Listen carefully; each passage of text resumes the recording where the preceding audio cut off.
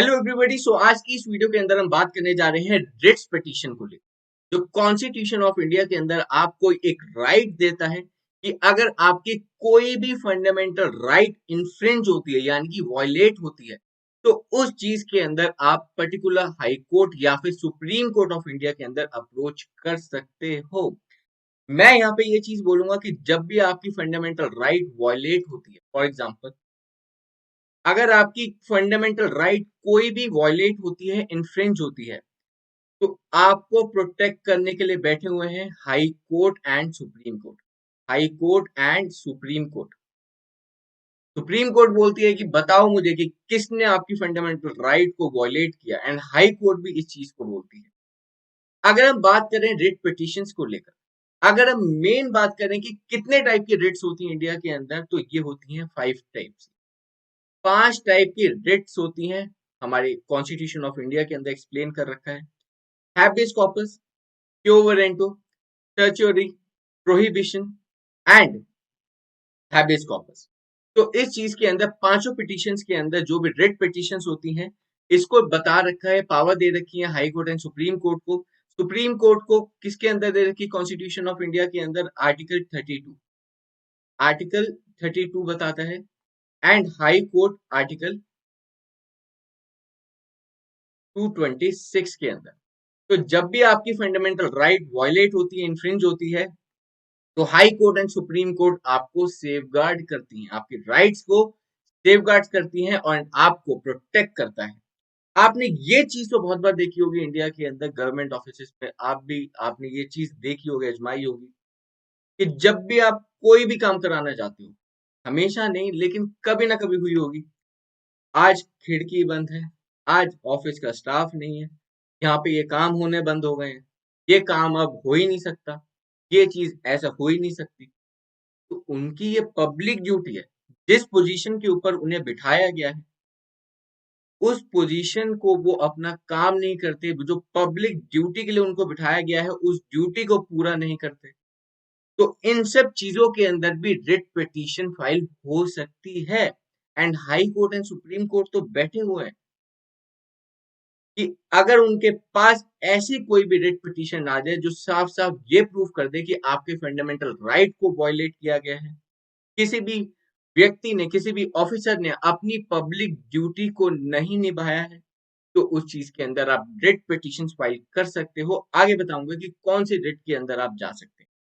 सबसे पहले इस चीज को ध्यान दीजिए कि article 32 constitution of India supreme court को पावर देता है रिट पिटीशन को इन्फोर्स करने का, एंड आर्टिकल 226 हाई कोर्ट को पावर देता है। एक बार देखिए, पढ़िए इस चीज क्या कहता है। That under Article 32, a writ petition can be filed in the Supreme Court. The Supreme Court can issue a writ only if the petitioner can prove that his fundamental right has been infringed. It is important to note that the right to approach the Supreme Court in case of a violation of a fundamental right is in itself a fundamental right since it is contained in Part 3 of the Constitution of India. ये कहता है जो supreme court के पास power दी गई है article 32 के अंदर, ये खुद ब खुद एक फंडामेंटल राइट बताता है जो part 3 of constitution of India के अंदर एक्सप्लेन किया गया है। चलिए बात करते हैं आर्टिकल 226 की, जो पावर देता है हाई कोर्ट को। देखिए, पढ़िए क्या कहता है। Under article 226 a writ petition can be filed before any high court within whose jurisdiction the cause of action arises, either wholly or in part. It is immaterial if the authority against whom the writ petition is filed is within the territory or not. The power of the High Court to issue writ is much wider than that of the Supreme. अगर हम बात करें कि किसके पास ज्यादा power है writ petition के अंदर चीजों को करवाने का, तो आप ये कह सकते हैं कि हाई कोर्ट को ज्यादा पावर दे रहे हैं, उसके पास वाइडर स्कोप है। ठीक है जी, चलिए जानते हैं कैसे। देखिए, the high court may grant a right for the enforcement of a fundamental rights. देखो, इस चीज को समझने से पहले आप ये समझिए कि जब भी आपकी फंडामेंटल राइट की वॉयलेशन की बात आती है, उन सब केसेस के अंदर आप सुप्रीम कोर्ट अप्रोच कर सकते हो। लेकिन ऐसा नहीं है कि आप हाई कोर्ट नहीं जा सकते, आप हाई कोर्ट भी जा सकते हो। इन्फ्रिंजमेंट, जब भी आपकी फंडामेंटल राइट वॉयलेट हो रही है, आप दोनों ही कोर्ट में अप्रोच कर सकते हो। और ऐसा कोई भी कैलकुलेशन भी नहीं है कि आप पहले हाई कोर्ट जाओगे, सुप्रीम कोर्ट नहीं जा सकते, या आप सीधा सुप्रीम कोर्ट भी जा सकते हो और सीधा हाई कोर्ट भी जा सकते हो। कोई इसमें रोक टोक नहीं है कि आप हाई कोर्ट क्यों नहीं। लेकिन बात इसमें समझने वाली बात ये है दैट सुप्रीम कोर्ट के पास जो भी रिट जाती हैं वो सिर्फ और सिर्फ किन चीजों में जा सकती हैं, और वो किस चीज के अंदर डायरेक्शन दे सकते हैं, जब आपकी सिर्फ और सिर्फ फंडामेंटल राइट वॉलेट हुई हो, जब आपकी सिर्फ और सिर्फ फंडामेंटल राइट इन्फ्रिंज हुई हो। ठीक है। एंड हाई कोर्ट के अंदर आप फंडामेंटल राइट वॉलेट होने के साथ साथ और भी सिचुएशंस और भी सर्कमस्टांसेस के अंदर जा सकते हो, जिस तरीके से अब समझते हैं, पढ़िए। द हाई कोर्ट में grant a writ for the enforcement of fundamental rights, और यहाँ पे ध्यान से, और for any other purpose such as violation of any such statutory duties by a statutory authority. Thus, a writ petition filed before a Supreme Court can be filed against a person to where a fundamental right has been infringed. Either the Supreme Court or the High Court can be resorted to. ठीक है जी, वही बात आ जाती है कुल मिलाकर that कि जब भी आपकी फंडामेंटल राइट्स की वॉलेशन होती है आप अप्रोच कर सकते हो, लेकिन आप हाई कोर्ट एक और चीज से अप्रोच कर सकते हो कि जो भी एक स्टैट्यूटरी अथॉरिटी की, जो भी कॉन्स्टिट्यूशन ऑफ इंडिया के अंदर कोई भी अथॉरिटी बनाई जाती है बाय स्टैट्यूट, अगर वो अथॉरिटी आपको अपनी कोई भी स्टैट्यूटरी ड्यूटीज, यानी कि अपनी जो संविधान द्वारा उनको बताया गया कि आपको ये काम करना है, जो आपकी ड्यूटीज बनती हैं, अगर उनको नहीं करती हैं तो उन केसेस के अंदर भी हाई कोर्ट में अप्रोच किया जा सकता है। ये अपने आपके फंडामेंटल राइट से अलग हटके भी अप्रोच किया जा सकता है हाई कोर्ट के अंदर। ये इसीलिए बोलता है दैट हाई कोर्ट के पास थोड़ा वाइडर स्कोप है। अब बात आई समझ में। उसी के साथ साथ कहता है it is not necessary to go to the high court first and only thereafter approach the supreme court. ऐसा कोई फंडा नहीं है, मैंने आपको ऑलरेडी बता दिया है। However, if a writ petition is filed directly in the Supreme Court, the petitioner has to establish why the High Court was not approached first. बस सिर्फ और ये बताना है कि आप हाई कोर्ट क्यों है, और कुछ नहीं पूछे। ठीक है। लेकिन इस चीज के अंदर ये भी देखा जाए कि जब भी रिट पिटीशन के अंदर, फॉर एग्जांपल, चलिए इसमें एक एग्जांपल ले लेता हूँ, सबसे पहले एक रिट ले लेते हैं इसमें हैबिस कॉर्पस, उसके बाद समझने में अच्छा लगेगा कि आप ये भी तो हो सकता है एक व्यक्ति कह रहा है सर पहले हाई कोर्ट चले जाओ, यहाँ से डिसमिस हो गई, फिर सुप्रीम कोर्ट, सुप्रीम कोर्ट के पास भी तो पावर है। इसे समझिए, उसके बाद बताता हूँ कि कब नहीं जा सकते फिर आप सुप्रीम कोर्ट, अगर पहले ही हाई कोर्ट चले। It means a demand to produce a body और you may have the body, किसी व्यक्ति को इलीगली डिटेन करके रखा हुआ है बिना किसी अथॉरिटी के, बिना किसी डायरेक्शन के, और कोई भी लॉफुल उसकी डिटेंशन नहीं है, कोई रीजन नहीं है उसको डिटेन करने का, तो उन केसेस के अंदर आप हैबियस कॉर्पस की पिटीशन फाइल कर सकते हो हाई कोर्ट के अंदर एंड सुप्रीम कोर्ट के अंदर भी।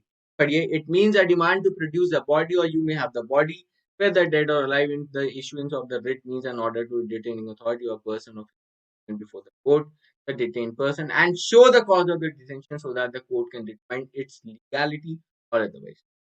कहने का मतलब ये है कि अगर किसी व्यक्ति को इलीगली डिटेन करके रखा गया है, फॉर एग्जाम्पल एक व्यक्ति को सजा हुई 10 साल की, उसने 10 साल जो है अपने तिहाड़ जेल के अंदर काट लिए, अब उसको कहा जा रहा है कि तुम 5 साल और रहोगे बिना किसी कारण के।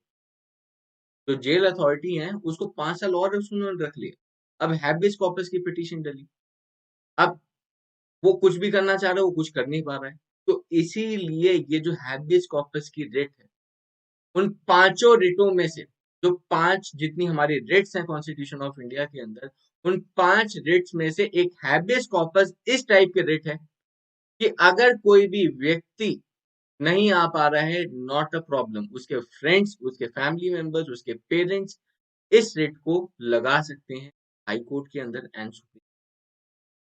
तो 10 साल से ज्यादा रखा हुआ ऐसा एक केस भी हुआ था, तो उसमें हैबियस कॉर्पस की पिटीशन लगाई गई, जेल अथॉरिटी से पूछा गया किस वजह से रखा गया जी, कोई रीजन नहीं था, तो उसे एट अ टाइम रिलीज कर दिया। तो ये चीज है कि इलीगली डिटेंशन है, हैबियस कॉर्पस की का इस्तेमाल किया जा सकता है।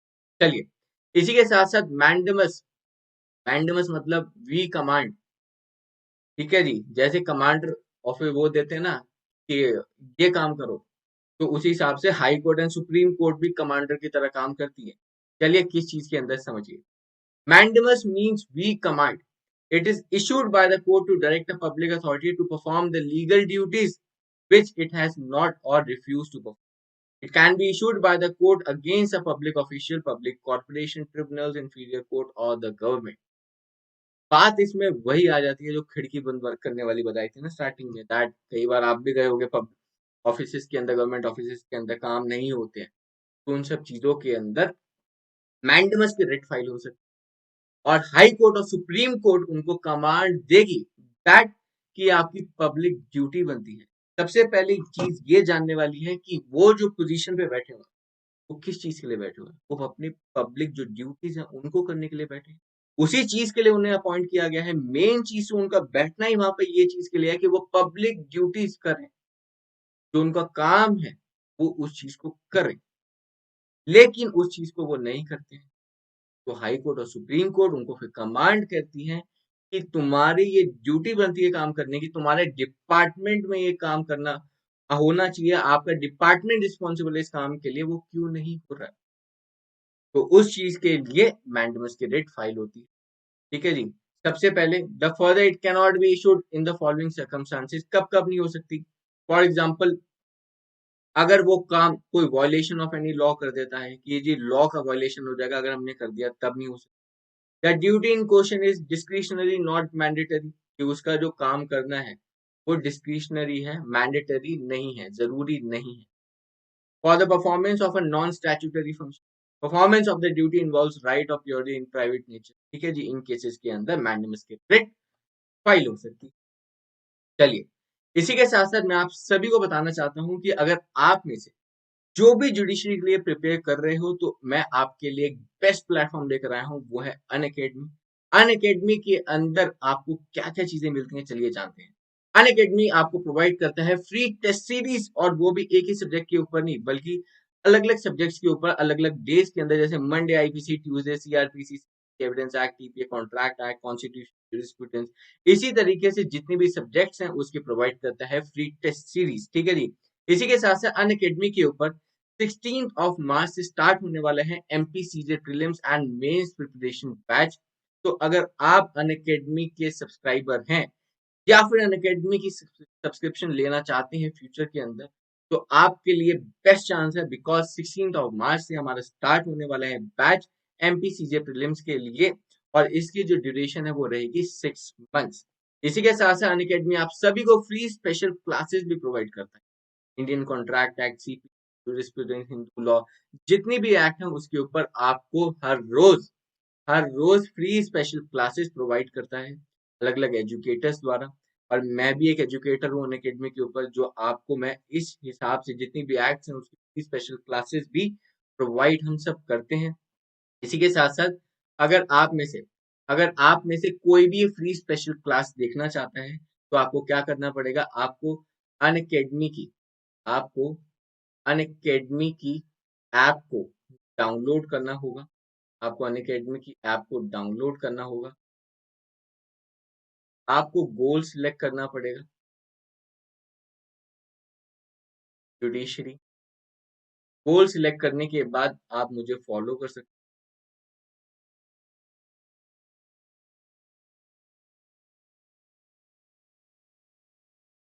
हो। फॉलो करने के बाद आपको अगर कोड पूछेगा, अनलॉक कोड, जो फ्री की आप स्पेशल क्लासेस देखोगे, तो उस चीज के अंदर जो फ्री स्पेशल क्लासेस आपको प्रोवाइड की जाती हैं, तो अनलॉक कोड आपको डालना होगा EHR10।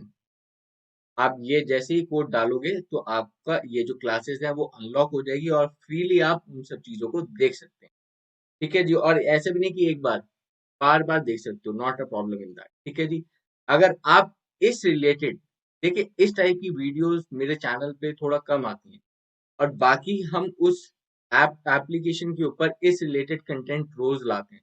मतलब जैसे आज रेट्स के बारे में हम पढ़ रहे हैं, उसके ऊपर आप मुझे फॉलो करोगे तो उसके ऊपर हमारे सेशंस हैं जिसके अंदर हमने इस चीज के ऊपर भी बात की गई है कि जुडिशरी के अंदर प्रीलिम्स एंड मेंस में किस हिसाब से क्वेश्चन पूछे जाते हैं रेट्स को लेकर। मॉक टेस्ट करवाते हैं आईपीसी, सीआरपीसी, अलग अलग सब्जेक्ट्स के ऊपर। तो रेट से रिलेटेड भी जो आगे का जो मेन कंटेंट रहने वाला है वो मैं एप्लीकेशन पर डालूंगा। अगर आप इससे ज्यादा कंटिन्यू करना चाहते हैं, मतलब आगे तो मैं पढ़ाऊंगा आपको रेट वैसे अभी इस सेशन के अंदर, लेकिन और भी ज्यादा नॉलेज लेना चाहते हैं कि जुडिशरी में किस रिलेटेड चीजें कवर अप करनी चाहिए इस चीज को लेकर एंड दूसरे सब्जेक्ट्स को लेकर, तो आप उस चीज के लिए अनअकैडमी की ऐप को डाउनलोड करके मुझे फॉलो कर सकते हैं। उसके बाद हमारी क्लासेस वहां पे रोज रहती हैं।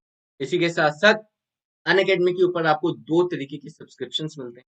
प्लस सब्सक्रिप्शन, आइकॉनिक सब्सक्रिप्शन, जिसके अंदर अलग अलग प्लान्स रहते हैं। एंड और तो और सबसे बेस्ट इसमें चीज ये रहती है कि आपको ईएमआई का ही ऑप्शन मिलता है। अगर आप कोई भी प्लान लेते हो तो उसके अंदर आपको ईएमआई का ऑप्शन मिलता है। आप ईएमआई के बेसिस के ऊपर भी कोई भी इनमें से प्लान ले सकते हो। एंड अगर आप अनअकैडमी के ऊपर कोई भी प्लान लेना चाहते हो और बेस्ट ऑफर्स लेना चाहते हो तो you can use my code. The code is DHR10। चलिए, इसी के साथ साथ अभी फिलहाल में 16 मार्च तक अनलॉक 20 है अनअकैडमी के ऊपर, यानी कि आपको मिलने वाला है 20% डिस्काउंट। 20% डिस्काउंट के लिए ठीक वही आपको कोड यूज करना है। अनअकैडमी की कोई भी अगर सब्सक्रिप्शन लेते हो तो कोड आपको यूज करना है, दैट इज DHR10।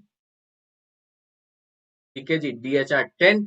ये कोड आपको अनलॉक भी करेगा आपके लिए फ्री स्पेशल क्लासेस। जब आप अनअकैडमी की ऐप को डाउनलोड करोगे तो इस कोड से आपकी फ्री अनलॉक क्लासेस भी फ्री हो जाएंगी। एंड इसी के साथ साथ कोई भी सब्सक्रिप्शन प्लान लेते हो कोर्सेज देखने के लिए, बैच में एनरोल करने के लिए, तो उन सब चीजों के अंदर आप सब्सक्रिप्शन प्लान ले सकते हो।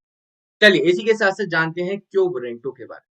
बाय व्हाट वारंट, आप किस हिसाब से इस ऑफिस के अंदर बैठे हुए हो, क्या आपके एलिजिबिलिटी क्राइटेरिया है इस हिसाब से। आप तो अब रिटायर हो चुके हो, अब भी इस ऑफिस में क्यों बैठे हो। तो जब इस तरह के सवाल हो तो उस चीज के अंदर क्यों वारंटो की रिट फाइल होती है high court and supreme court. पढ़िए एक बार। The meaning of this legal maxim is by what warrant, and it can only be issued against government officials where his position in the matter of holding an office. For instance, if a government official extends the time period of holding his office when he is retired, then in this situation, anyone can visit the High Court or Supreme Court for questioning his excess stay by issuing a quo warranto writ. It cannot be issued with respect to a private office. देखिए, जब भी कोई public office बात आती है, public office की बात आती है, कोई भी किसी पोजीशन पे बैठा हुआ है कि बाय व्हाट वारंट, आप किस हिसाब से इस पोजीशन पे बैठे हुए हो। अगर दूसरी चीज क्या हो सकती है, एक व्यक्ति रिटायर हो गया, वो तब भी उस ऑफिस के अंदर बैठा हुआ काम कर रहा है, तो किस हिसाब से कर, अब आपकी ये ड्यूटी नहीं बनती। बाय व्हाट अथॉरिटी, तो उसी चीज को बोलता है को वारंट। अब फॉर एग्जाम्पल डॉक्टर्स हैं, कई बार आपने न्यूज में देखा होगा कि फादर डॉक्टर हैं, ऑपरेशन बच्चे ने कर दिया, तो इस चीज के अंदर भी उसको भी वो फाइल की जा सकती है कि भाई व्हाट अथॉरिटी, बच्चे ने ऑपरेशन किया तो किस हिसाब से किया। तो ये जो किन डिपार्टमेंट्स के ऊपर अप्लाई कर सकता है, ये गवर्नमेंट ऑफिशियल्स के ऊपर ही अप्लाई हो सकता है, पब्लिक ऑफिस के ऊपर, नॉट किसके ऊपर नहीं, प्राइवेट ऑफिस के ऊपर भी, प्राइवेट ऑफिस के ऊपर अप्लाई नहीं हो सकता। ठीक है जी। The writ can be issued only when the following conditions are fulfilled. The public office is wrongfully assumed by the private person. कोई भी आया बैठ गया वहां, कई बार देखा आपने। चलो, आपसे अच्छे से डिस्कस करूंगा बाद में, थोड़ा सा शॉर्ट में बता देता हूँ कि एक ऐसा भी व्यक्ति था जो जज की पोजीशन पे बैठ गया था, वो जज नहीं था। ठीक है, बाद में पता चला कि इसने तो जज की इस कुर्सी पे बैठे बैठे कई लोगों को बेल दे दी। बाद में आगे पता चला कि वो तो जज है ही नहीं। उसको पता लगा था कि कोर्ट खाली हुई है, कोई नहीं आने वाला, तो नकली स्टैम्प वगैरह सब कुछ बनवा बनवा के अपना क्या कहते हैं उस पोजीशन पे बैठ गया। तो ये सब चीजें होती हैं। ठीक है, the office was created by the constitution person vote, तो ये सब चीजें कुछ हैं रिट्स को लेकर, कोवेरेंट होगी। चलिए, इसी के साथ साथ सर्चुररी बात आती है कि कोई भी कोर्ट में, यहाँ पे बात आती है कोई भी, फॉर एग्जांपल डिस्ट्रिक्ट कोर्ट ने एक केस को देखा, उस केस को देखा, लेकिन वो जो केस है उनकी जुरिस्डिक्शन के अंदर नहीं आता, जुरिडिक्शन के अंदर नहीं आता, या फिर जुरिडिक्शन को एक्सेस कर दिया है, उतनी उनकी पावर ही नहीं थी वो करने का केस को। एंड अगर उन्होंने नेचुरल जस्टिस के बियॉन्ड जाके कोई भी डिसीजन किया है, ऐसे अगर कोई भी केसेस होते हैं तो उसके अंदर रिट फाइल हो सकती है। और तो और देखिए, सर्चुलरी एंड प्रोहिबिशन दो ऐसे डेट्स हैं जिनको एक साथ पढ़ना जरूरी है, बिकॉज छोटा सा डिफरेंस है। मैं इसके बारे में बताता हूँ और प्रोहिबिशन भी आपका साथ के साथ क्लियर हो जाएगा। फॉर एग्जाम्पल, अगर कोई भी कोर्ट केस चल रहा है, उसके अंदर डिसीजन भी आ गया, ऑर्डर्स हो गया, जजमेंट आ गई, तब पता चला कि भाई ये तो लॉ के अगेंस्ट चीजें गई हुई हैं, उसके जुरिडिक्शन में नहीं आती थी, उससे एक्सेस हुआ है, तो उस चीज के अंदर high court and supreme court के अंदर रिट फाइल हो सकती है। बात आई समझ में? फिर हाई कोर्ट मंगवाएगी, लाओ जी कोर्ट की फाइल, सारी की सारी जितने भी डॉक्यूमेंट्स है लाओ, सारी की सारी चीजें तू सर्टिफाई करेगी, देखेगी किस हिसाब से चीजें, एंड अगर ये चीज पता लगी दैट उन्होंने अपनी जुरिडिक्शन से एक्सेस होकर कर रहा है काम, कि जुरिडिक्शन में चीज नहीं आती थी, उनकी जुरिडिक्शन ही नहीं बनती थी इस चीज को डील करने की, या फिर उन्होंने वॉयलेट किया है किस चीज को, नेचुरल जस्टिस के principle, they have violated the principles of natural justice. तो इन सब सिचुएशंस के अंदर वो जो जजमेंट होगी, वो जो केस होगा, वो क्वेश हो जाएगा, यानी कि खत्म, उसका कहीं नामो निशान नहीं रहेगा। ठीक है, खत्म, कुछ नहीं होगा, क्वेश मतलब खत्म। ठीक है, उसी तरीके से अगर ऐसा कुछ भी होता है तो सर्च्यूटरी के अंदर रिट पिटीशन फाइल की जा सकती है हाई कोर्ट एंड सुप्रीम अंदर। ठीक है जी, बात समझ आ गई। अब इस चीज के अंदर प्रोहिबिशन को कैसे समझ, सर्च्यूटरी में केस खत्म हो गया था, डिसीजन आ गया था, ऑर्डर्स आ गए थे, फाइनल डिसीजन हो गया था उस चीज के अंदर, लेकिन वही अगर कोर्ट के अंदर अभी मामला पेंडिंग है, अभी केस पेंडिंग है, अभी इस चीज के अंदर फाइनल डिसीजन अगर नहीं आया, तो उन केसेस के अंदर प्रोहिबिशन की रिट फिर फाइल हो सकती है। अगर जजमेंट आ गया है, सब कुछ चीजें हो गई, तो फिर सर्च्यूटरी, अगर नहीं आया, अभी खुद पेंडिंग है, तो फिर प्रोहिबिशन की रिट लगती है। बस डिफरेंस इतना ही है। ठीक है, जैसे प्रोहिबिशन बता रहे, this is issued by the higher judicial body to lower authorities in order to restrict their use of power because they have extended their jurisdiction to act. This writ also ensures that any government officials does not act un.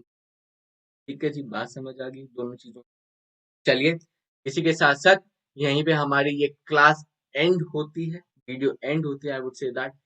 अगर इसी से related आप चीजें और जानना चाहते हो, rates के बारे में जानना चाहते हो, इससे रिलेटेड मॉक टेस्ट देखना चाहते हो, फ्री एमसीक्यू टेस्ट सीरीज करना चाहते हो, इससे रिलेटेड और भी दूसरे दूसरे सब्जेक्ट्स के ऊपर आप लेक्चर्स चाहते हो, लेक्चर नोट्स चाहते हो, तो उसके लिए मैं अपना टेलीग्राम का ग्रुप भी इस वीडियो के डिस्क्रिप्शन में डाल दूंगा। एंड आप दूसरा काम ये कर सकते हैं कि अनअकैडमी की ऐप को डाउनलोड करने के बाद, उसमें गोल सिलेक्ट करने के बाद आप मुझे फॉलो कर सकते हैं।